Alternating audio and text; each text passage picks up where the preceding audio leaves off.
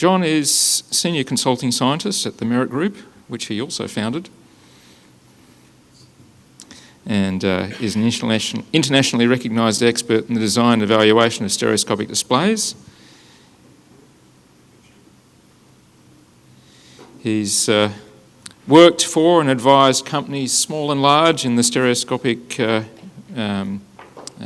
technology area, which includes Boeing, the Army Research Laboratory, McDonnell Douglas, Intuitive Surgical, Naval Ocean Systems Centre, and many, many more.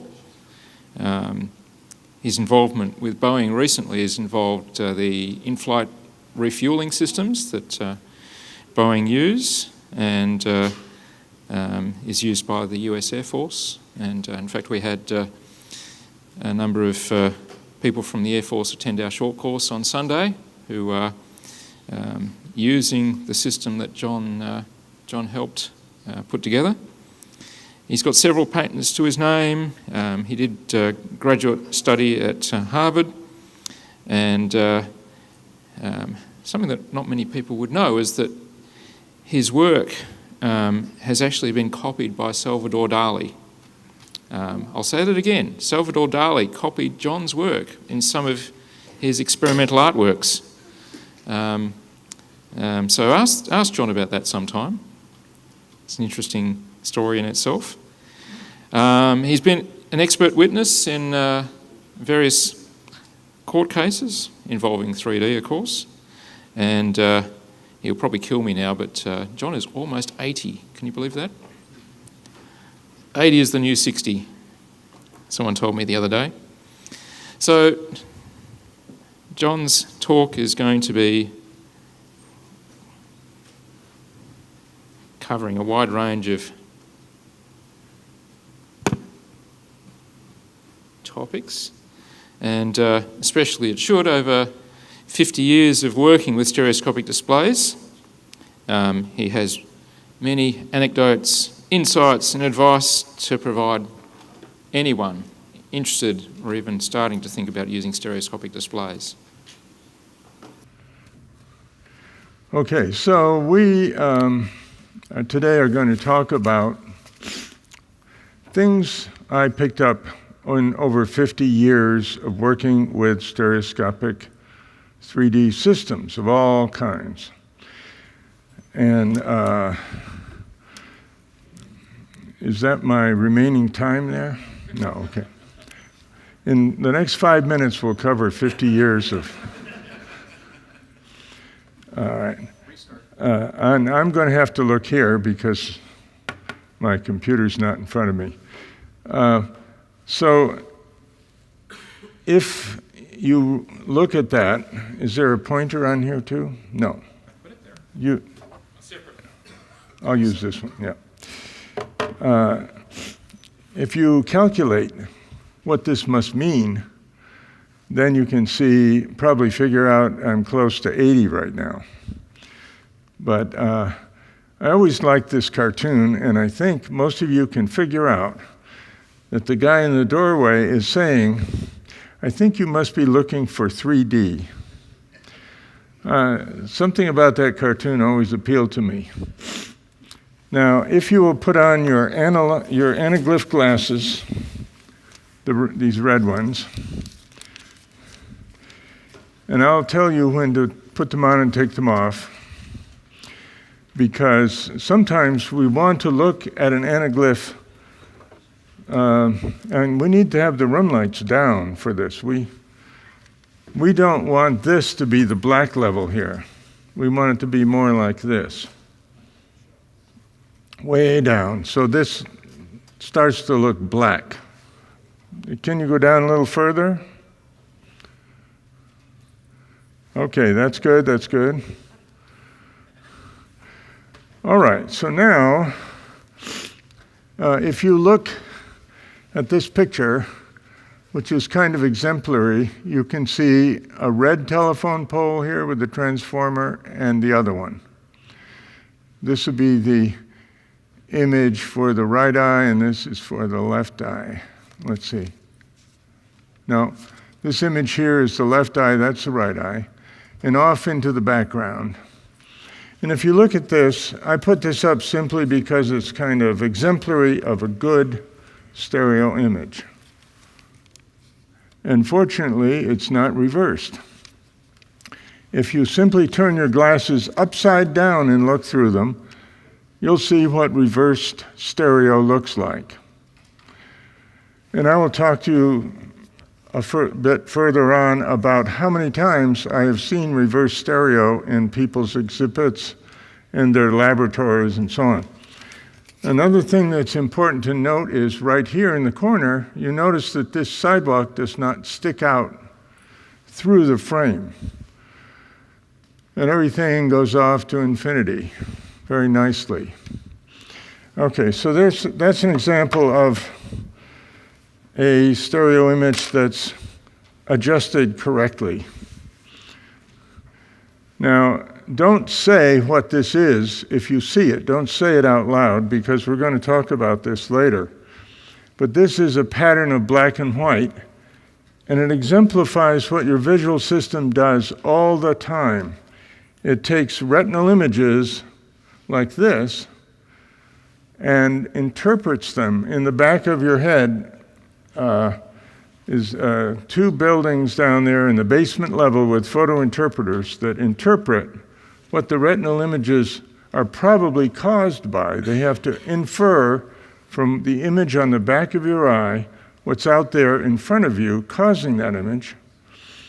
And then it makes a model with 3D printing in the model shop and hands it up to you sitting in your throne chair up in the conscious level. So that's why you think you're seeing things around you, but what you're seeing is the output of your visual system's photo interpreters who are looking at these images. Now, this one was in a 1925 Journal of Psychology because unlike most images, most people don't see what this is right away. Now, other than the people who've heard this talk before, can I see hands of anybody who knows what it is? Okay. Most people don't.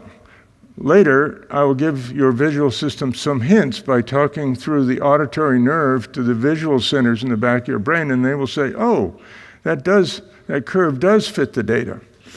All right. I want to quickly go through the path that I took that led me into working mostly in stereoscopic displays and applications projects. Of course, as a kid, I had my ViewMaster with the reels, and I could see great 3D in there.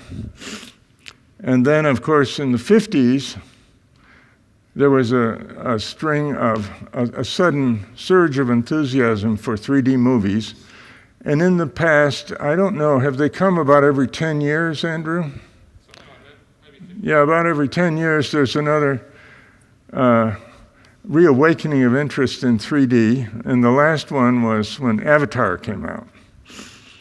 And now, of course, after Avatar, and you could buy 3D TVs in big box stores, now you can't find any 3D TVs for sale in the stores as far as I know. When I started out seriously doing 3D for real reasons, I was just a young officer in the Navy, and I was assigned to go to a school for aerial photo interpretation. And after 9 months, a new photo interpreter was born every time the school had a graduation. We had primitive-looking stereo viewing equipment, like the wire leg stereoscope that folded up and went in your pocket, or the more elaborate ones that provided, it was a mirror stereoscope that let you have the subject matter further apart. We learned, though, the importance of correct alignment and image size and all of those things. After graduating from photo interpreter school, I was sent to Guam for 2 years, and you can see that these planes, carrier-based planes, had little windows all over them, and those accommodated a large number of cameras, and the film in the cameras was 9 inches wide. It was on a roll, just like the one you would put in a box camera. And these are some of the cameras, for example, some for distance with long focal length lenses and others for wide area field of view. Even though that looks primitive, the principles were pretty much the same. Again, you see camera windows on the side of the plane. After 2 years on Guam, where we had filmed many places, including Australia, New Guinea, and so on, I was sent back to Washington, D.C. for 3 years, and I did stereo viewing 8 hours a day with a variety of equipment. Some the simple viewing equipment you saw, but others, more importantly, were microscopes on light tables. Like these. And then when the film, can you believe that the reconnaissance satellites 200 miles above the Earth actually pushed rolls of film out of the satellite when it was done, and they changed to a new roll? And this roll of film came down with parachutes and was snatched out of the air by our planes over the Pacific. But then all that hard, arduous stuff was replaced by digital imagery transmitted from the satellite, so they never ran out of film. These microscopes could do stereo because you could attach a fixture on the bottom of the microscope with 2 arms that would go out over the light table. So when these electronic imagery came down, of course, we didn't view it with microscopes and a light table. We had stereo displays, much like a desktop display with a computer. But in those early years, I've found out that not many, but some of the photo interpreters would occasionally call me over to their table, their light table, to ask me, what do you think this is? And I would take the 2 film chips out of their stereo microscope and swap them over and put them in and say, have a look. And then they could see what it was, because they had put the left and right eye chips in for the right and left eyes. They had swapped the left and right images. And there's so many 2-dimensional monocular cues that are so strong, their visual system wouldn't allow the reverse stereo to show through, the binocular reverse stereo.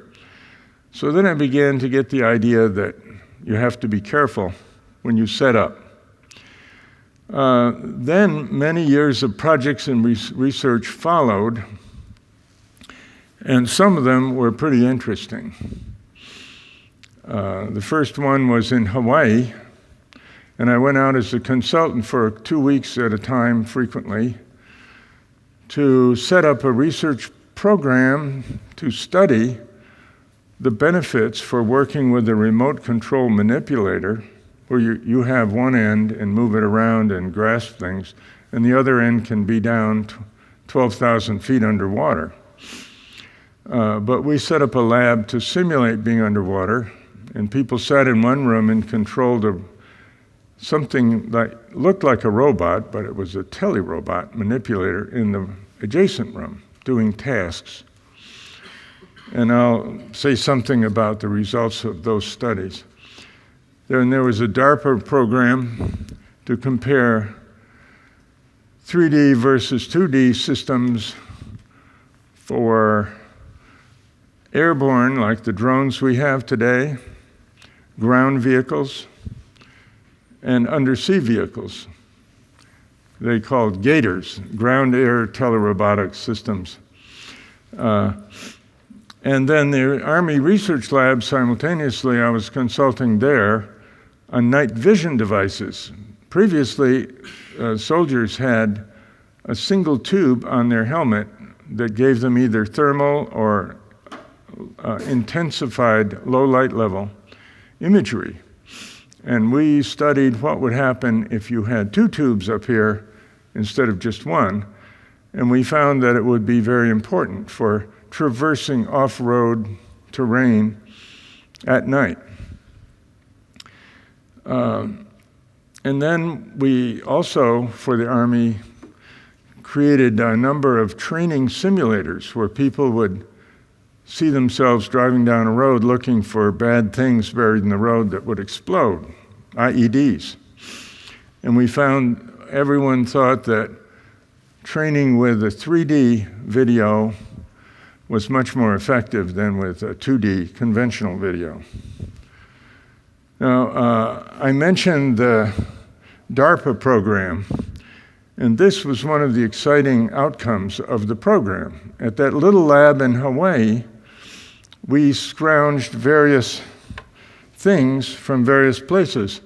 We scrounged these arms here, and we built this body with sections of the torso that would allow the robot to twist, just like the statue of David. And then, of course, the head and neck were constructed so the joints in the neck and the pivot point of the head were exactly like a human head, 6 inches, pivoting, the eyes ride out about 6 inches in front of where the pivot is. So that this was a teleoperator, a master-slave teleoperator. When he moved, all of these joints were encoded, and these joints were made to mimic the angle of his joints. This looks very crude for a head-mounted display, but you couldn't buy a head-mounted display then. You had to make your own, and this was one of the first solid-state displays. And these things here were counterweights you could use to balance the extra weight of that. And on the side of the robot are ear cups, because these external ears we all have, Prince Charles particularly has some, are very important for sound direction sensing. They give you monaural sound direction sensing because they modify the arriving sound from different angles, and you can tell. So we put those on. So the eardrum images and the retinal images are transferred over to his headphones and his retinas, and he can see what he would see if his head was right here. And of course, he moves around and does everything very naturally. These were hydraulic lines. It didn't have electric muscles. It had hydraulic because it was designed for working at 10,000 feet underwater. And so we called it the Green Man because the hydraulic fluid was green and it would leak out on the table. Nothing to do with the green men from Mars. All right, now you'll see when he turns sideways how what's happening is the master-slave teleoperator, and on the floor was a spool with 10 kilometers of optical fiber, little thin fiber. That was the connection for all the commands going to the Telly Robot and coming back. Now, this is a Telly Robot because it doesn't have a mind of its own. The mind is here, actions are here. And that's different from a robot. Although robots can have supervisory control and take care of routine, normal tasks, this was a Telly Robot. And I would like to coin a phrase that we have VR for virtual reality, but we can't say AR for actual reality because the AR is already taken. So maybe we could say TR, telepresence reality, something like that. But in this case, what you're seeing here is actually somewhere. So it's not virtual. Okay. So many other projects happened, and we then learned about some of the problems that are talked about, particularly focus, fixation, mismatch, window violations, and distortions caused by lateral motion of the observer. Now, if you would like to write down this, I think you would enjoy seeing the video, which we... You actually have an hour. Yeah, I was speeding up there because it shows 3 minutes left. If you copy down this, easier thing is to say short clip Bob Cole, just those first 4 words. If you go to YouTube and stick that in the search, you can find the videotape that talks about the kind of visible distortion in a 3D display you get if you move side to side. You all have probably seen that when you have a static 3D image on the screen. If you move from side to side, you can see the image distorting. I presume most of you know what I'm talking about. So one night, the chairman of the psychology department at University of Hawaii, Bob Cole, and I, who had been working together, that's better, thank you. I was getting a little worried. Where did the time go? We decided enough talk about virtual window concepts. We're going to make a virtual window prototype, and so we did. And maybe I'll be able to, has anybody resurrected my computer with the, no. Okay, then I'll leave it to all of you to go to YouTube and put in short clip Bob Cole. You don't need the rest of this. And you can see Bob Cole sitting down, and then we're looking over his shoulder. And what you normally see when you move from left to right, thanks to Andrew Woods here, this is his 3D map, you can see how the depth planes slide and distort and continue to point at you. All right. So this is the setup we had that Friday night. We had 2 different cameras. We just scrounged what we could in his lab at the University of Hawaii. We found a bicycle helmet. We got a rod and attached it. He happened to have a big linear slide we could put cameras on and a Lazy Susan ball bearing turntable.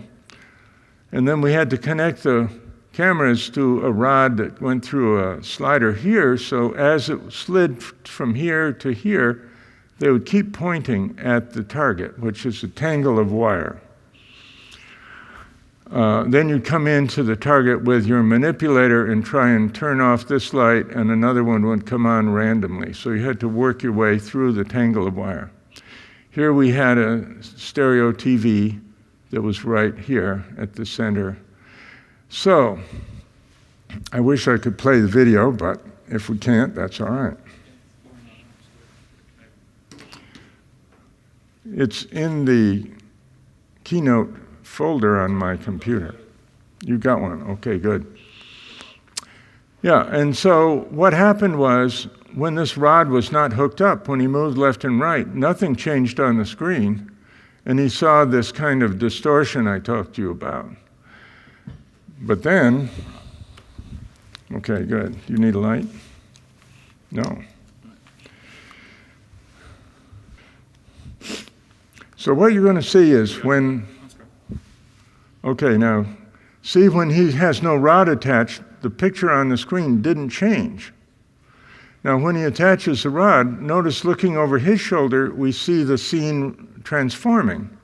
But what he sees is a completely rock-solid, still image in stereo that doesn't transform. He's just seeing different sides of things when he moves around.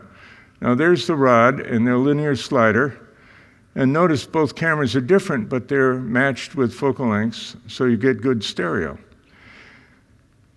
This is the way of getting rid of that funny distortion you see when you move left and right in front of a stereo display.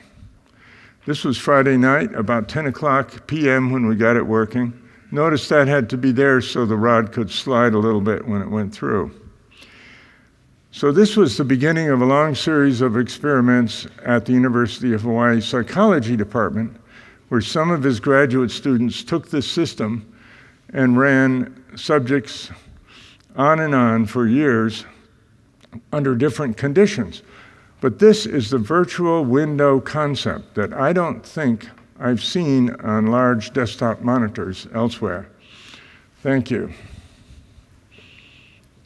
And again, Short Clip Bob Cole will let you look at that for yourselves on your own computer. Okay. Say again? Is the lighting okay? Oh, it is for now, but it might as well go down because we're going to, when we look at stereo, we don't want it washed out. This is okay right now. Okay, so once again, when the head is coupled, when the cameras are coupled to the head motion, then the picture doesn't distort when the observer moves around in front of an external desktop monitor. And that's important because with VR, when you turn your head, the picture transforms, but your head does not move with respect to the display. They're fixed on your head with eyepieces. So in this case, because your head moves relative to the display, it's important to transform it as if you're looking through the window at an angle, which you are when you move over here, see? And this took care of that problem, and we did research trying to show what the effect was. Okay, now, there's a thing called orthodontics, where you make your teeth correct and straight. And orthostereo is the same kind of thing. When there is a thing called orthophotography, where you view a photograph from the same angle as it was taken, where the film was relative to the camera lens. And in stereo is where the two films were relative to the two eyes, or two lenses. So if you set up orthostereo, then what you see here should be the same as what you would see if you were just there looking at it where the cameras are. So you choose a viewing distance relative to a display, and then you adjust the camera focal lengths in convergence like this to converge where the virtual window is.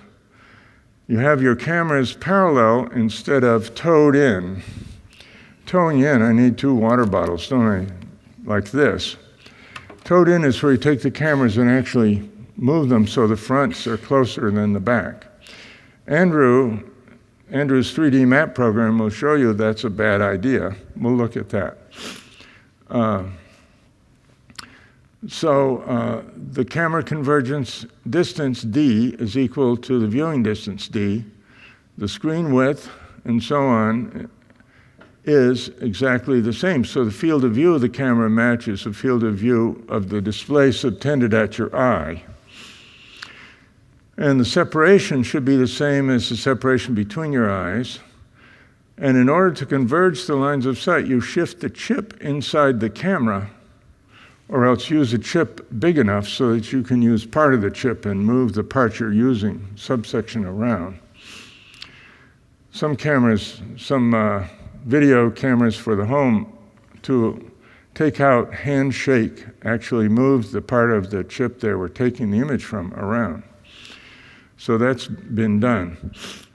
So when you do that, what you see through this window of the display should be the same as if you were there. So that would create a virtual window that has orthostereo. But when a lot of people say, or they did a few years ago when Avatar created a new surge of interest, they say, let's do a stereo project. What's so hard about it? You just get 2 cameras and you transfer those to a display, and then you look at them through some sort of means like 3D polarized glasses or anaglyph glasses, and there you are. It's simple in principle, but actually, when you get down to doing it, people who are new to stereo often make tactical errors. And these common problems I saw for 50 years running through all the stereo projects I would visit. And possibly because they're staffed with people who are new to 3D and don't know some of the subtleties. All right, now let's take a break, run the lights down a little, and we will look at some pictures. things to look for in the pictures are convergence in the stereo window distance, excessive left-right separation, frame violations where the picture comes out, extrudes out through the display frame, objects that are too close to you in front of the screen or too far behind the screen, and sadly but not least, left-right channels swapped, causing reverse depth perception. Well, I'll talk about that a little. Now, if you yourself have a stereo project going on, say you're running test subjects to see if they can work with a manipulator better with 3D than 2D, you may want to start them off, or start yourself off, every time to check and see nobody has swapped the cables. You would think that's not possible, but I'll tell you a story about that. So what I have here, it's not an operational thing, but this is what you would see if you cover your right eye like that. This would disappear when you cover your right eye. Your left eye is open, and that's what it should say. And then if you cover your left eye, this should disappear, and you should see that. I had to make this up for some tests we were doing because occasionally, somehow, mysteriously, the cables would get reversed. People doing maintenance or people vacuuming the floor, I don't know how it happened, but it's really important to be sure you know that the cables are not, that left and right are going to the left and right eyes, not vice versa. All right, now we'll get some. There's that saying, what you don't know won't hurt you. Maybe that's when children ask their mothers of where babies come from. I don't know. But I have seen that in those, particularly the Army tests where people were going with a single tube, walking through the woods at night, or driving a Humvee with the lights off, what you don't see might hurt you. So let's look at the first one here. No glasses yet, all right? This is taken up behind my house in Massachusetts, rural area in western Mass. And this scene has a number of features that I personally can't see without 3D. Now you will need your glasses for this. And I'm going to give you a little more time to see if you can spot what you're going to see in 3D on the next slide. I'll give you a hint. The terrain hazard is not here, and it's not right there. So, we'll look at that in a moment. One thing I'd like to mention, you say, well, why am I using anaglyph glasses when I could have luxurious circularly polarized glasses with the big projector up on the top? And the reason is I wanted to impress upon you, when we look at these slides, that anaglyph glasses work pretty well. They work well on an image that you look at on your laptop, which can't use the circularly polarized glasses. They work well on a big projection screen. The screen does not have to be non-depolarizing. It doesn't have to be a silver screen. You can show with a projector on the wall and still the anaglyph glasses work.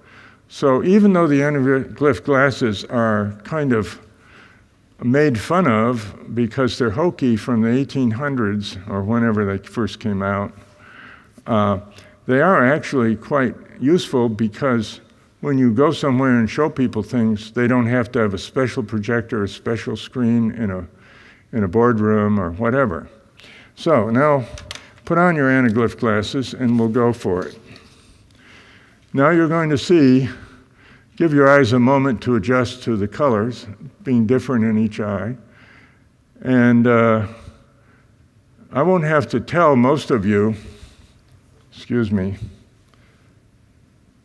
where the hazard is.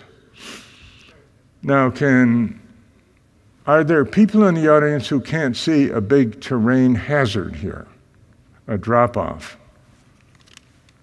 I don't want you to put up your hands, but I assume that 5% of you may not. Don't know. But I think most of you see big terrain drop-off right here. I can tell you it's up behind my house. I know it's 9-foot drop-off. What I want to do is call your attention to these 3 leaves here. There's 1, 2, 3. And there's a triangular rock behind them. Now, if I go back,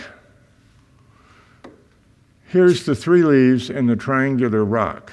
Notice that even though this is the drop-off, even though you know it's there, I personally find it hard to see it.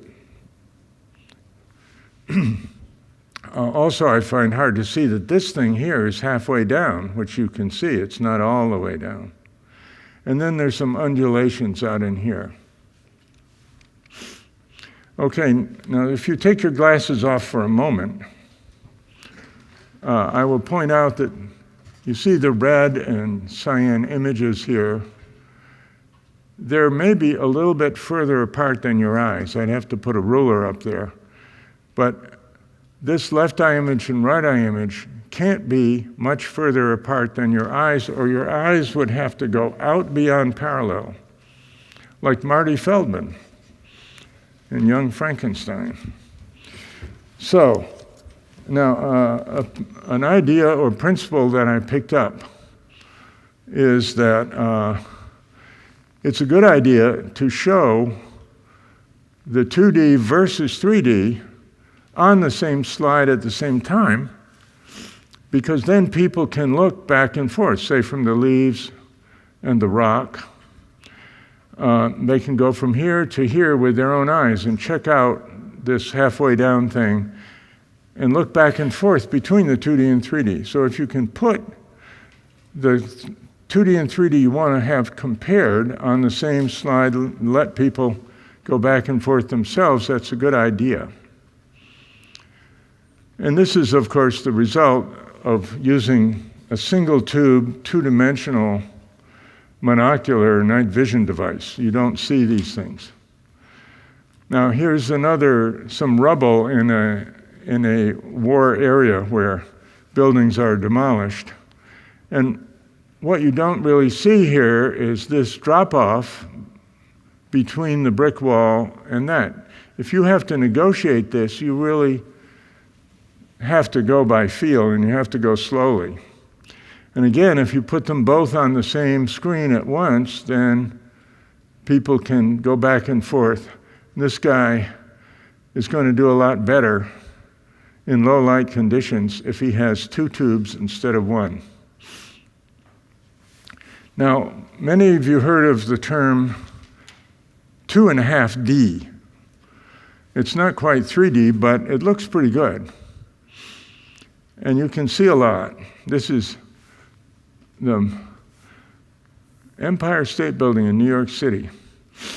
But when we go to true 3D, then a lot of information is easy to see compared to this, where you think you're seeing a lot, but you're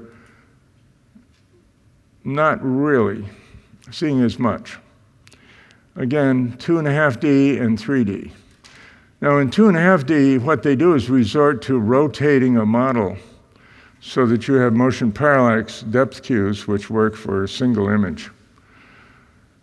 All right, now here, if you take off your glasses for a moment, I want to show you what happened to me when I was giving a short course down in Orlando. I had this picture, and on my laptop it looked great, because here's the right eye image and the left eye image of a mountain, a snow-capped peak in Colorado.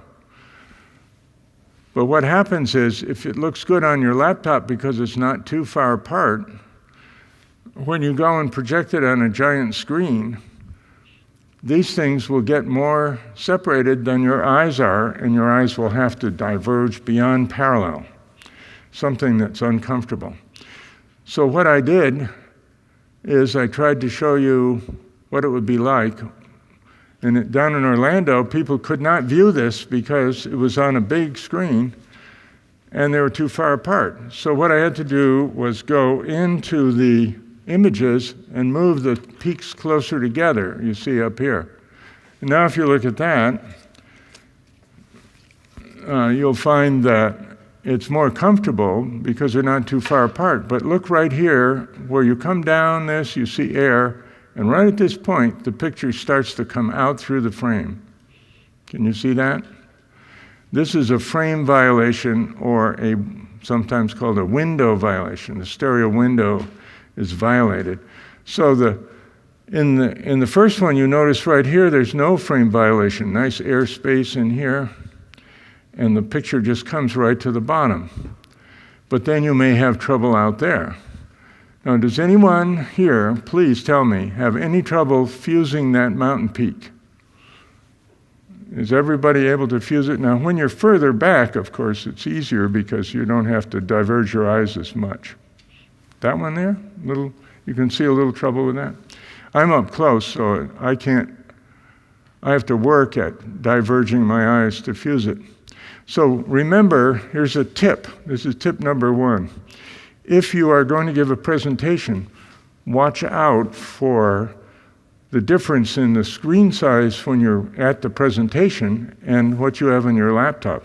You have to adjust the stereo views you show so that when you show things that are far away, they're about the separation of your own eyes, 2.5 inches. Even in IMAX, with a giant screen, images behind the screen in the distance should never be further apart than your eyes are. Remember, when you look out at the moon or Arcturus 4 light years away, someone said 4.3 light years. Who was that? Your eyes never go out beyond parallel, no matter how far away something is. So in 3D displays, you should never ask someone's eyes to go out beyond parallel. And this is what I'm talking about. Some of you may know who Marty Feldman is, the actor, and he can do this. Very disturbing. But I'm trying to make the point. No divergence beyond parallel when you're showing stereo views. Now, James Cameron, in making Titanic, when someone would walk toward the camera had a guy there, a cameraman, pulling focus. As they came closer, they'd adjust the focus to stay on the person's face. But at the same time, they were pulling convergence, which seemed like a natural thing to do to a Hollywood cameraman. But then things in the background started diverging. If you wanted to look at something beside that person walking toward you, you couldn't because it was like this. So just remember, I wanted to make this point strongly. Not a lot of people talk about divergence beyond parallel, but in no case in real life do your eyes ever go out beyond parallel. Just remember that. Whoops, excuse me. Let's see. Now we're going to talk about window violations. And that is where, if you look with your 3D glasses, you can come down here and you can see that this corner of the window is actually sticking out through the stereo window. And it makes it look strange and hard to look at. Let's see here. This stage is going like jello up here. Can you all see that this looks a little unusual and strange compared to over here, where all of the scene is behind the stereo window?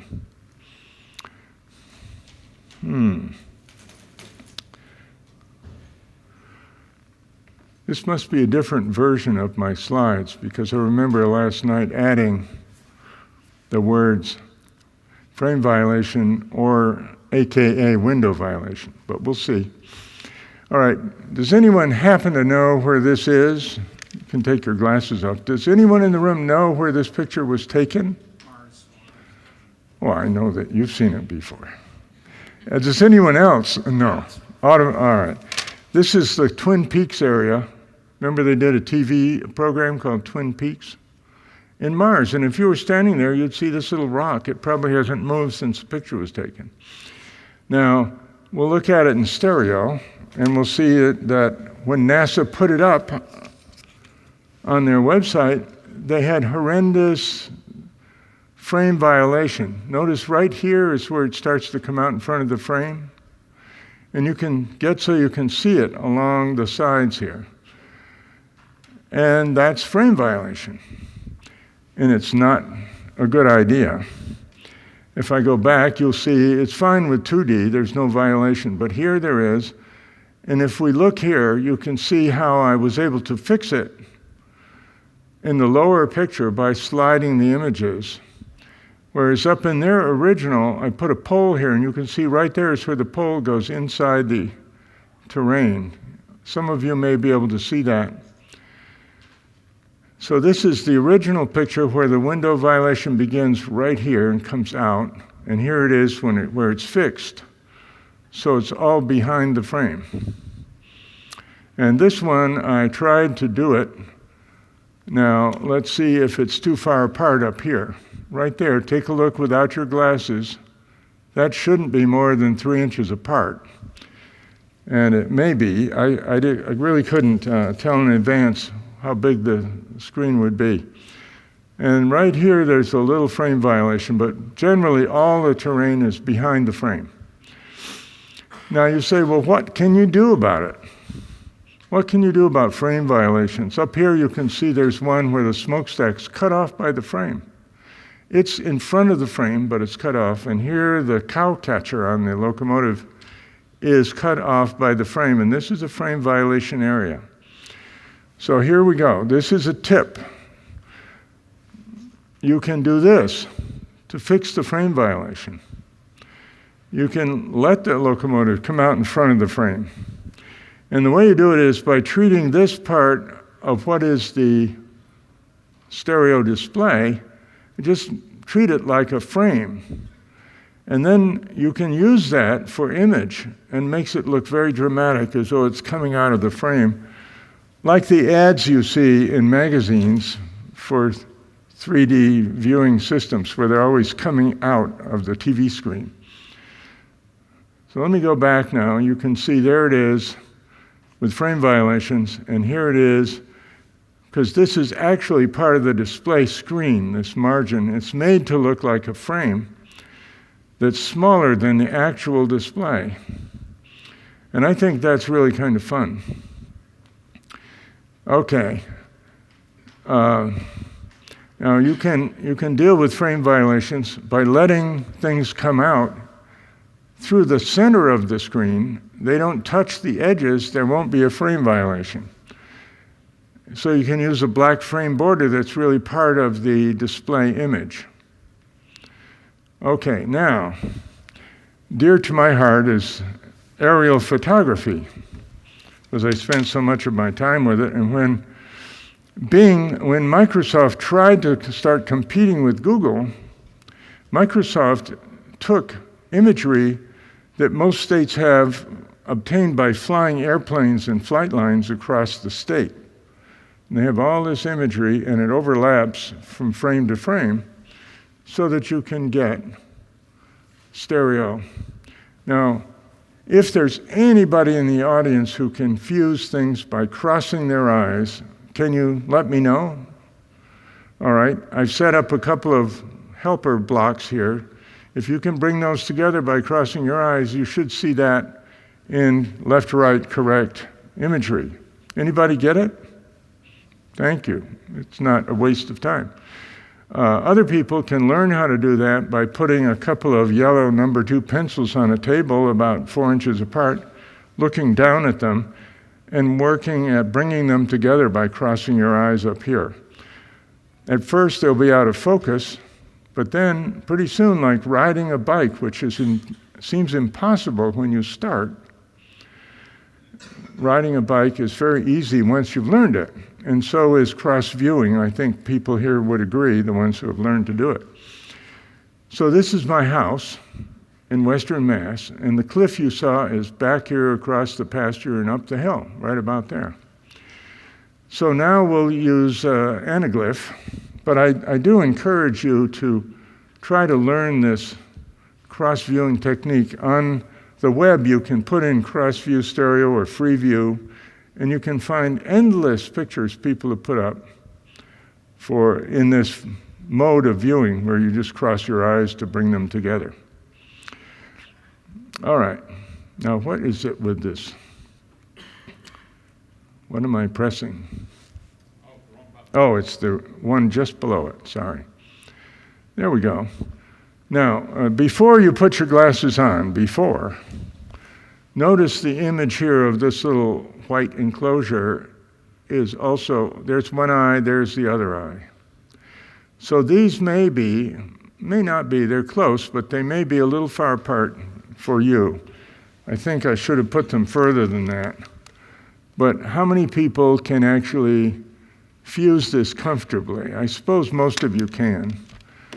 But what I wanted to say is, don't put these too far apart when you're giving a demonstration, because what they should do is be brought closer together like this. And now probably all of you can comfortably fuse my house and the maple tree to the right of it. So the title on the slide says, Left and Right Move Closer to Permit Zoom Up on a Huge Screen. Okay, now we're back to this image. Now, other than Stephen, who's seen it before, all of you who have never seen it before today, has anybody actually seen what it is? And okay, we have a couple people. I've shown it to people, and every now and then there's someone who sees it right away, the way you would almost any other picture in a magazine or journal. But other people see a pattern that hasn't been interpreted by the photo interpreters in your visual cortex basement level 2. All right, so now I'm going to talk to your visual system. But what I will tell you is I used to have a picture of this in my wallet. And unfortunately, I folded it right here to put it in my wallet, a little picture. And the crease right here somehow was enough for the photo interpreters to immediately see what it was. The crease was along this line here. Now, can additional people see what it is now with that line there to help you? See, this line is missing because the dynamic range there isn't sufficient, and this matches that too closely, and the sun's coming at this angle. This is a black nose here. This is light reflecting from the wet nose. Here's the bridge of the nose. There's one eyeball there and one right there. Oh, no, excuse me. There and there. Two black ears. More people seeing it now? Okay. But notice that when we go to this picture, you can still see it. It's difficult to see, but once your photo interpreters have seen it once, they never forget. I wouldn't say never, though, because I had the chance. I saw it when I was in that photo interpretation school. They had it mixed in with aerial photographs, which look a lot like this. I can't unsee the cow now for you, but it looked as though these were snow-packed streets, and this was partially iced-in harbor. They were mixed in with aerial satellite photos. So, of course, I thought it was that kind of view. Okay, and this is a fence here with a sheep wire fence, and this is actually a milk can, the kind that you could sit on with a nice top. Okay, now does anybody in the audience not see what it is yet? I know I don't want to embarrass you, but if there's somebody, I'll tell you that this is the face of a cow, white face, two black eyes, two black ears, and the body is like that because the cow is standing sideways and looking at you like this, head turned. They do that a lot, the cows do. They stand sideways and look at you. Okay, now here I want to illustrate not a drop-off, but the benefit of stereo for complex scenes. Now, you would agree that's pretty complex. Can we run thank you. Now, get ready for going to stereo by putting your glasses on. And if I can get the right button. You want Here we go. There we are now. That should be 3D for most of you. Now you can see how simple and open it looks in through this area. Like you could see, you could walk here, step over that log and go in there. But in 2D, not so much. If you take your glasses off, it'll help. It'll be fair. So whenever there's a complex scene, you can think that might be a good place to use 3D. Now let's see, what did I do here? Oh, now I went to 1-bit grayscale. Isn't that right, Andrew? 1-bit grayscale? It's either white or it's black, on or off. Now notice that this is almost unusable. In fact, I would consider it unusable as an image. But 3D can work on low quality images. It does wonders. Now can you see things in space in different depth layers? I presume you all can see it because I can see it, but that doesn't... Now if I just go back, you can see unusable 2D, and 2D is, the poor quality is rescued by 3D. So here's a tip. In 3D, you need to avoid what is commonplace practice in 2D. That is, photographers love to use depth of field effects, they call it depth of field effects, in 2D photography because they can separate, say, a person's head out from a background by blurring the background, by opening the lens up, so the depth of field of the lens is such that the person's in focus and the background's out of focus. But in 3D, you don't want to do that because 3D has already separated the person from the background. And if someone happens to look at the background in the 3D scene, it will be all blurred and they'll feel uncomfortable to them. So use a stop-down camera lens that gives you a big depth of field where everything is in focus, as long as the light is sufficient. 255? 3? Yeah. Okay, and don't pull convergence. I mentioned that before. All right, now I'm going to go ahead quickly here because focus fixation mismatch, which is called accommodation divergence conflict, crops up in many talks you hear here about stereo. And that is where your eyes always have to focus on the display screen, whether it's a VR headset on your head or wherever it is, while your eyes change convergence to behind this, look at things behind the screen or in front of the screen. The focus of the little trimmer lens inside your eye has to stay on the display screen. In real life, you see, your focus and convergence match. You look at near and far objects, but on a display, you always have to focus here, and then you get mismatch between the focus here and where you're converging. And all I want to do is tell you about a simple analog method for calculating what the limits are behind and in front of a screen at different distances from you. Now, this is a graph with a sliding box.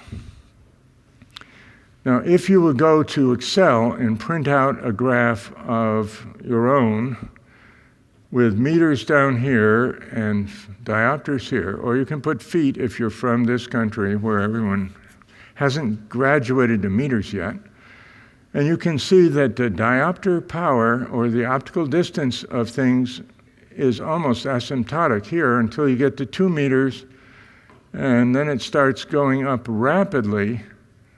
4 diopters is 1/4 of a meter, because diopters of lens power is just meters turned over. 1/3 of a meter is 3 diopters. 2 meters is half a diopter, half. So now if you set half diopter limits above and below with these 2 lines, you can slide the lines up and down, keeping these corners on the graph, and then you can see what the comfort limits behind and in front of this screen at 1 meter are. But we can start up here, and look, you can actually visualize how laughably narrow and shallow the comfortable depth range is when a screen is close, like at 1/4 meter. That's 10 inches away, like a little phone or tablet. But then as we slide our box down, this remains constant here, and you can see the width of the box starts to get wider at 1 meter and at 1.5 meters, and as Buzz Lightyear would say, to infinity and beyond, if you simply put your screen at least 2 meters away. Then you can comfortably fuse any distance behind it up to almost infinity, like the moon or the stars. And then you get this much in front. And it's a simple analog calculator that you can get if you print this out and use a transparent overlay with these lines on it, and then you get your calculator and you can readily visualize what the comfortable depth range is. You can change this to 1/3 of a diopter if you want, or 3/4 of a diopter, as Boeing's handbook recommends.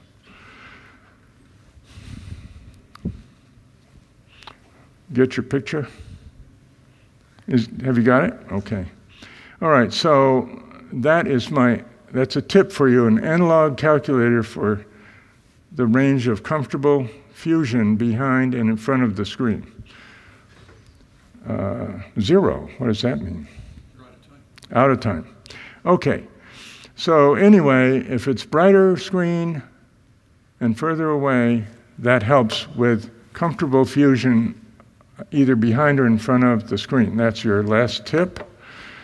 And also, if you go to the drugstore and get some cheap reading glasses, if your person wears reading glasses, just say 1 diopter, and along with these, whatever, you can make up stereo glasses with a little power, and that effectively makes a virtual image of the screen you're looking at further away, and it helps.